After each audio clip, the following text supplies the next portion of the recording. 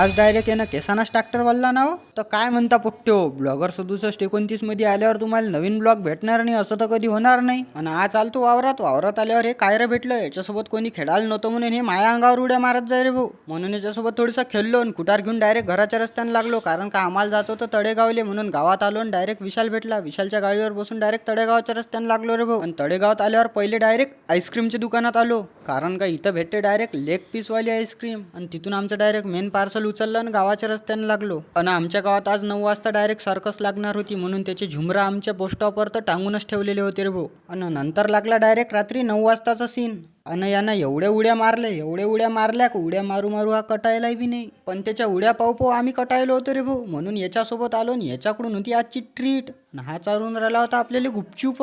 म्हणून पटापट गुपचूप खाल्ले आणि पुन्हा कार्यक्रम पासाठी आलो. मग यानं फेकला दातात धरून 30 किलोचा दगड. आणि ते झाल्यावर नंतर भाल्याचा कार्यक्रम. आणि मग लागला हा केसानं ट्रॅक्टर वडाचा सीन. तर यानं डायरेक्ट केसानंच ट्रॅक्टर वडला ना हो. आणि हे पाहिल्याच्या नंतर कार्यक्रमाची मजा संपली होती, म्हणून आम्ही सगळे जण अल्लग सल्लग येऊन बसलो आणि डायरेक्ट घराच्या रस्त्याने लागलो.